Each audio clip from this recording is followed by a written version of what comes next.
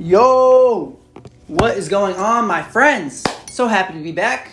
This is Being Aromantic While Not Asexual. My name is Nick Hampshire, and today I really want to discuss how do you know if you are aromantic? This is like the $1 million question that I feel like most people are looking for, because as an aromantic person, I remember what it was like to feel like your experience is different than what you've been hearing and seeing, but you don't know. And like before you even know what aromantic is, you just think that you're like broken or messed up or a robot. I've discussed that in other videos. Make sure you go check them out. But then you found the term aromantic, right? Now you're scouring YouTube to find all the wonderful channels. There's like 7 of aromantic material up online. And you're wondering, hey, like, am I aromantic though? Like, how do I know if I'm aromantic? And I've kind of been putting off doing this video because realistically, like, there's no real 100% way to know in most cases, you know? Like, I think it is a spectrum. And like, for me, to be honest, like, it was pretty clear. Like, I'm like really romantic repulsed in a lot of ways. And, you know, despite all my efforts to try a romantic relationship and having dated like wonderfully amazing, beautiful women that if I could have, I would have been in love with them, but I wasn't. To the point where like I was like, am I gay? Like, am I just not interested in women? But like, you know, a girl walked by with a really nice ass and I'd be like, not gay. So I knew that I wasn't asexual too, for the aforementioned reason as well. So it's like, what was going on? And then once I learned about the term aromantic, I was like, holy shit, like, that's it. Like, I don't have that capacity for that. Whatever everyone else seems to be describing or experiencing is not what I'm experiencing.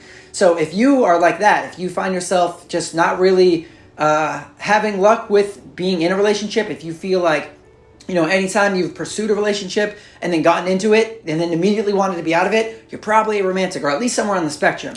It seemed as though as people got into relationships, you know, like even myself, there's a kind of a give and take, right? Like you give up, your autonomy and your independence, and you're supposed to gain like this swell of love, right? This like connection with a person that is so uplifting and so overwhelming and so fulfilling that it like trumps what you're giving up of like the autonomy and the independence. Like when you're by yourself, when you're single, if I want to fucking go to the store and get some food by myself, I can go do that. If I want to go to a concert by myself or a movie by myself, I don't have to check in with anybody. I don't have to invite someone, or I don't even have to let them know, hey, like I just want to do this by myself, if that's okay. Like none of that. I just go do whatever the fuck I want to do. No questions asked. I don't got to check in with nobody. And it's phenomenal. You know what I'm saying? So to give that up, which is very important to me, and I feel to most people, what you're getting must be much better, right? Like, so the romantic love that is connected with the relationship must be so overwhelmingly great that you don't mind giving up, you know, the autonomy and independence. And for me, that just was never the case. Like, I was giving up things that were very important to me in order to try this like relationship, hoping that I would get those benefits, but the benefits were never there. And in fact, rather than this swell of romantic attraction and like romantic connection, I was, you know, romantic repulsed. If you've seen my other videos, you know, I was feeling very romantic repulsed, so I was actually losing my attraction to my partner. So I'm losing my autonomy and independence, and I'm also losing the attraction to my partner, so I'm just losing is what's happening. So to give up my, autonomy and have to kind of like feel like I was tethered to somebody else and had to like run decisions by them and plan life accordingly together, like it just seemed like so much. There was just these expectations upon me that I could not really... I really didn't want to, but also couldn't in certain regard. Like certain things I could do, like, you know, make plans and, you know, accommodate their needs and stuff like that. But I would do that for friends anyway, you know, but at my own leisure. But when you have a partner, it seems like it's more expected. You know, it always kind of comes back to those expectations. And without the benefit of being in love, whatever that like emotional like burst of love or emotions is, I was only feeling the restrictions and the negative aspects of it. So for me, with being romantic repulsed as much as I am, I just knew that it wasn't for me. And as soon as I heard the term aromantic, I was like, holy shit, that is fucking it. That is me. Sign the fucking paper. That's a wrap. Now I realize that not everybody is quite as extreme on the aro spectrum as I am. So it can be a bit more difficult for some people to really, you know, pin down whether they're aro or not. And, you know, I think the more that I thought about it, there were certain like factors that I noticed, like for instance, obviously the obvious one was like, no matter what approach I took to being in a relationship, it just never worked out for me, It seemed a lot of my friends, once they were in a relationship for a little while, for starters, they always had that like honeymoon phase. Bro, I'm talking, I was like 6 weeks in and I'm already like, I gotta get out of here. You know what I mean? Like it just was not doing what everyone seems to be saying it was doing. Like I was in prime, like what a honeymoon phase, and I was not in my honeymoon, you know what I'm saying? So that was like a clear indication that my experience was not what everybody else was experiencing. And like they always seemed to get to this point where they were kind of like, oh, like could this be the person I'm going to spend the rest of my life with? Like maybe, but like maybe yes. Like it always kind of seemed like it was like a needle that was somewhere in between the maybe and the yes. But whenever I asked that question when I was in a relationship, it was always like a pretty definitive fucking no. You know what I mean? Like it just was not. It was a no, like maybe I could spend more time with them, but long term or anything, I just could not imagine how it would work, because I just was not getting the highs of what the relationship was supposed to be providing, it just wasn't serving me in that way, and was really just it was repulsing me, If you're not feeling the repulsion, I assume that you probably, if you're aromantic, would still lack those highs. You'd lack the definitive idea that this person is serving you, that you are better in the relationship than you are out of it. You know what I mean? I feel like if you're aro but not romantic repulsed, you still would feel somewhat limited by the obligations that come along with a relationship, a romantic relationship anyways, So, and even furthermore, when I think about this kind of like relationship as almost like an equation where I kept plugging in, my experiences or my, my input, so to speak, where I would date somebody, and to me the equation or the path how it's supposed to go is like, person meets person, they like each other, they go on a date, a couple dates go well, they get into a relationship, the relationship goes well, they have some kids, they move in together, they get married, etc., etc. And I'm doing the first couple steps perfectly, everything's going well, I'm meeting people, they're nice, we're having sex, it's great, like everything seems to be going well, I get in a relationship, everything's fine, and then it just crumbles to pieces, and it's just not advancing at all. Like, if you're not romantic repulsed, perhaps it's just a lack of progress past this like stage, you just can't get past that stage. And for me, I was just like, I don't understand, like no matter what way I tried to approach it, whether they were a friend or stranger, we tried having sex early, we didn't have sex at all, no matter how I like plugged myself into that equation, it just was not working for me. And here's a little insider scoop for you. If you're thinking like I am about relationships as equations, you're probably aromantic. A little aromantic, you know what I'm saying? So, insider tip.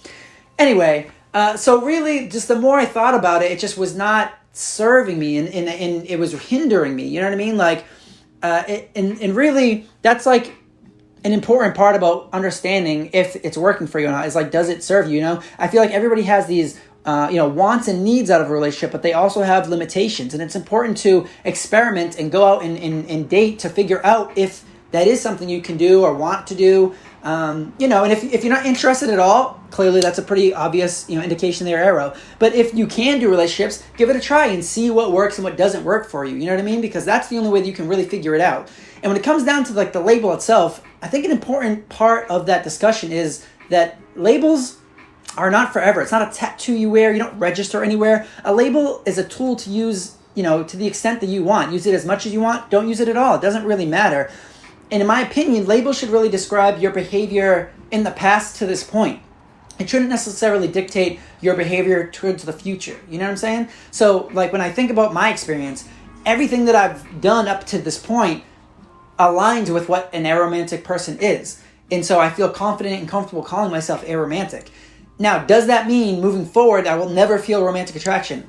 Personally, I think so. But you can't prove something doesn't exist. So all those people that tell you like, oh, you haven't met the right person, or you're just like trying to sleep around, or you're selfish, you don't have emotions. Like, you guys, like, they just don't quite understand what is going on. And by all means, like, I could meet somebody and it could absolutely change things. You know what I mean? I can't prove that it doesn't exist out there somewhere. I can only base it on what's happened so far. So I'm just going to keep living life in a way that suits me and, benefits myself and those that I care about. So, yes, like, I have friends that I hook up with, and that relationship serves us both because I was upfront about who I am, what my limitations were, and they were comfortable with that, and we've been stronger for the better part of it, you know what I mean? So really, the label should not be this, crippling, oh, am I arrow, am I not arrow? What happens if I label myself arrow and I'm actually not? that's okay. You can use the label, like if it suits you to this point, use it. And then if you meet somebody later and your emotions change, like you're allowed to grow, you're allowed a better understanding of yourself, then you can be like, oh, you know what, I'm changing, and then change that label or just drop it entirely. Like, it doesn't really matter. The label should only be used to help you. If you're stressing about it, then you're probably trying to utilize it in the wrong way. And I just urge you to more, earnestly reflect on your experience and what it is you're looking for in life, and then just experiment more to get more information and better understand yourself. The label, take it or leave it. It's not that important at the end of the day. So I'm sorry I don't have a more definitive checklist that you can go through to determine whether you are or not. I can only hope that my experience and my insight on the topic has given you some sort of understanding of yourself and given you the ability to more clearly identify, I guess, as aro or as not, or at least help you work through it a little bit. So that's all I really have to say on the topic. I know it was a bit lengthy, but it's kind of a serious one. Thank you guys so much for watching. Please subscribe. Check out my other videos. I'm really enjoying expressing this part of my life. Like, I went so many years without even understanding it myself. And then to, and not being able to share it with anybody because no one else shared that experience. So now seeing this whole community and all you guys commenting and leaving your own reviews of what I'm saying or your own, emotional growth through these videos and sharing your own stories is just so interesting and amazing for me. Like, I can't really put into words how emotionally overwhelming it's been to connect with you guys in this way. I try to respond to all the comments, so please keep them coming. Tell your friends, like and subscribe. Thank you so much. Lead with love. As a friend, have a good day.